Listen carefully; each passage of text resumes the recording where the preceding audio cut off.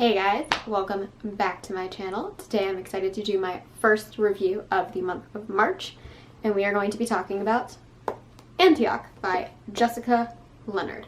If you guys watched my February 2021 Nightworms unboxing, you will know that I got this in that box, and this was the first book out of those books that I decided to read. I was a little torn between this book and one of the other books in the boxes, but this is a newer release. This came out in October of 2020, so I figured I would chat about that. So I'm just going to quickly read the back for y'all. It says, Antioch used to be a quiet small town where nothing bad ever happened. Now 6 women have been savagely murdered. The media dubs the killer Vlad the Impaler due to the gruesome crime scenes of his victims. Clues are drying up fast, and the hunt for the monster responsible is hitting a dead end. After picking up a late-night transmission on her shortwave radio, a local bookseller named Bess becomes convinced a 7th victim has already been abducted. Bess is used to spending her nights alone, reading about Amelia Earhart conspiracy theories, and now a new mystery has fallen in her lap, one she might actually be able to solve, assuming she doesn't also wind up abducted. Antioch, a cross between Session 9 and Disappearance at Devil's Rock, is an eerie, mind-bending debut horror novel guaranteed to leave you drowning in paranoia. Was I drowning in paranoia reading this? No, not really. Did I really enjoy this book? I did. So I will go right out and say it like I usually do. This is a 4-star read for me. This isn't the 4-iest of 4-star reads for me. I really enjoyed this. There's a lot of problems that I have with this book. For once, it's not like editing. I will say, who does this? Perpetual Motion Machine Publishing. There's like, I think maybe 1 typo I saw in the whole book, which is great because recently I've been getting a lot of books with typos everywhere and they're getting nominated for like Bram Stoker Awards. But my problem with this book was just, I'm not entirely sure actually. So my biggest issue with this book is everything is told from the perspective of Bess, which is fine. She's our protagonist. She's trying to solve these murders. She picks up this like weird transmission on her radio wave, convinces her that the serial killer at large has abducted somebody else. Her goal is to try and save them. And that's great. That's great for a crime thriller. It's great for a brief crime thriller. I think I said this before. It's only like 212 pages. But you do get a lot in here for the 212 pages. So what do we know about Bess? Bess is living alone in a house. She's just come out of a failed relationship. She's trying to date again. It's kind of implied that she's an alcoholic. She's drinking beer in like every single chapter, I feel like. Always Fat Tire IPAs, it seems. Just a good beer. And she's got her hobby keeping her sane, which is listening to the radio. Her other big thing is that she is obsessed with conspiracy theories and Amelia Earhart. And I think that is something that when I first read the book, I was like, that's kind of cool. That's weird. Okay. But it tells you a lot about what's going to happen, her obsession with conspiracy theories. And what I do like about the book is, I will give you a hint, the ending is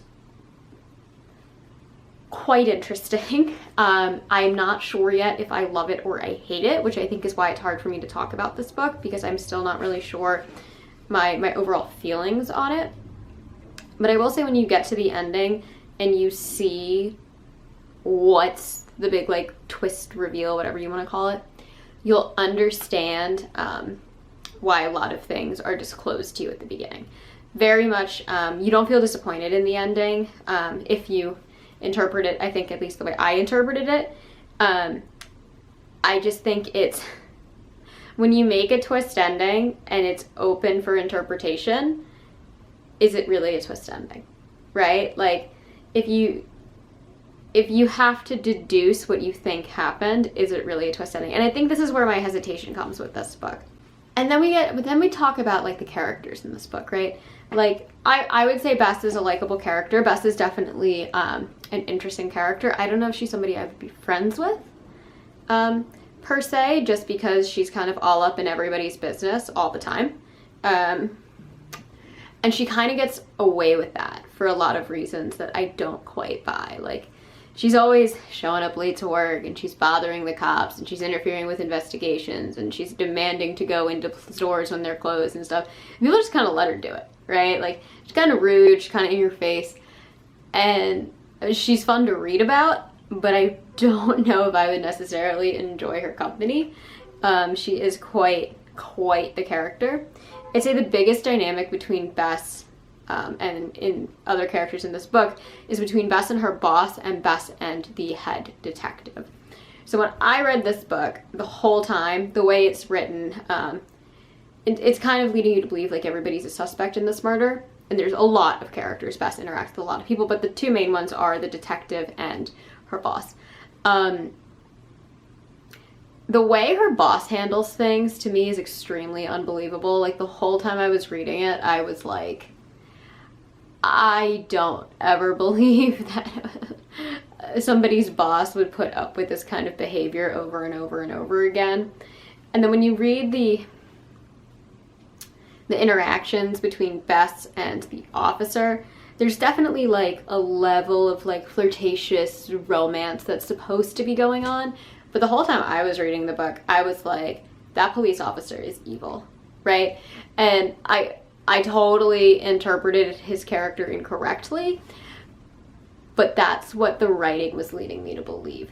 And so I kind of wonder if when you are creating a book that's supposed to kind of convince you to think one way so it can do the magic trick on the side and come up with the twist ending, if that works, if what it's leading you to believe isn't what it was wanting to get you to believe. Like, my interpretation, like me thinking this cop is evil, has nothing to do with the book, right? Like, it didn't affect the twist, it didn't affect the actual plot. Like, me thinking that it was just wrong. Like, I was just led to believe something that's completely wrong. It wasn't what the author wanted me to be misled with. It wasn't anything that would have, you know, revealed what the twist was. It was just the wrong interpretation. And I feel like I got a lot of that out of this book. That being said, this book is really fun. I really like it. I think I read it in like 3 sittings. I think Antioch is set in Tennessee. I'm not sure 100% because it never says in the book, but I did Google Antioch, United States, and I believe it is set in Tennessee. The author is from Kentucky, so that would kind of make sense because they're really close. I really like the small town vibe. I'm just going to call it a Southern Gothic because I read the whole thing thinking it was in the South. I really love the vibe and the atmosphere. I think the town is really great. I think the descriptions of the town in this book really make it pop, make it that much eerier. I think the amount of uncertainty that is presented in this book is done really well, and I kind of like that Jessica Leonard gives you everything you need to know to figure out exactly what the twist in this book is, probably, because I'm still not 100% sure, because the twist is kind of vague. But if you read it and you think the way I think, all of that information is there, right? Which is why, like, when I look back on it and I'm like, ooh, like, because the twist is so vague, like, am I supposed to interpret because these clues have been scattered and now it's all been pieced together in front of me that that's what the twist is? Or is it just a weird, vague ending that I interpreted incorrectly because I interpreted characters incorrectly in this book? That being said, it's a puzzle. It's definitely a good book for like a book club, I would say. You definitely are going to want to talk about what happened when you get to the end. This book has kept me thinking about it since I finished it. While I was reading it, the whole time I was like, who is the serial killer? Who is the serial killer? Who is the serial killer? What is the connection between all of these characters? And the fact that it drove me to think so thoroughly and in-depthly, even if it isn't the most groundbreaking, mind-boggling thriller ever, is what gave it the 4 stars. It is really fun. It is quite original. I know I say things are original all the time, but like, I haven't had a book that I've read with this kind of concept and premise work out the way that this did. And I think it was really enjoyable. This is a quick, easy read. Read it on the beach, read it on the train. Don't think too deep into this, but definitely check this book out. For a debut novel, this is a fantastic debut novel. I read a lot of debut novels. I always like to talk about Stephen King's debut novel as like a precursor to what a good writer could be. Not Carrie. I believe the first novel that he ever fully finished was Rage. It was released under the name Richard Bachman several years after Carrie. You gotta dig around for it, but you can find it because it's been out of print since like the 90s, I want to say. But that's a really good precursor to show you like the level of greatness that King did get to. When you read Rage, it's not the greatest book ever, definitely not the greatest thing Stephen King has ever written, but there are these snippets and these highlights of what you see and can pull from that really illuminate a creativity and a sense of storytelling that once it is fine-tuned will become something fabulous. And I definitely feel that with this. This book made me want to read anything else Jessica Leonard wants to put out. I thought this was fun, I thought it was cool, and again, the atmosphere of this town. I mean, there is one scene where she talks about houses on the water and the difference between living in houses on the water in like any other town and then houses on the water in this particular town. And I thought it was done so well, and the more I thought about it, the more I was like, I get it, I see it, I'm right there. Like, I can see all the houses, I know exactly what they look like, I can see the fences, I can see the roads, I can see the people. Like, this just nailed what a small town, especially a small, creepy, isolated town with a serial killer problem would be like. And so for that, I give this so much props. I do recommend it. Definitely give this book a chance. It might not be everybody's cup of tea, and I definitely have some ending quarrels.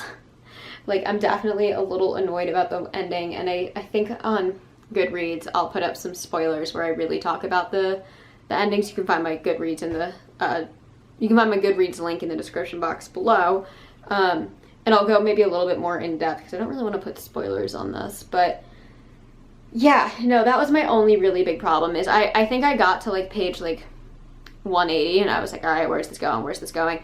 And then by like 195 I was like, wait, there's not enough pages left to explain what's going on. And that's when I realized, like, oh, this is where the issue's gonna be. And I know endings, especially for debut authors, can be tricky. Endings in general are tricky, and a good ending is usually what gets a book from being a 4-star read to a 5-star read. So ending, very meh. Book overall, very fun. Again, nothing groundbreaking here, but it is a cool premise. It's done in a way I haven't seen done before, and I thoroughly enjoyed it. Great Southern Gothic setting. Loved the creepy setting. The setting of this book did make me very uneasy, and the idea of being like a woman living alone in a town when there's a serial killer only attacking women was handled very well, very tactfully, and in a very unnerving way. So yeah, go check out Antioch by Jessica Leonard. Again, 4-star read, and I will look forward to seeing what else she puts out in the future.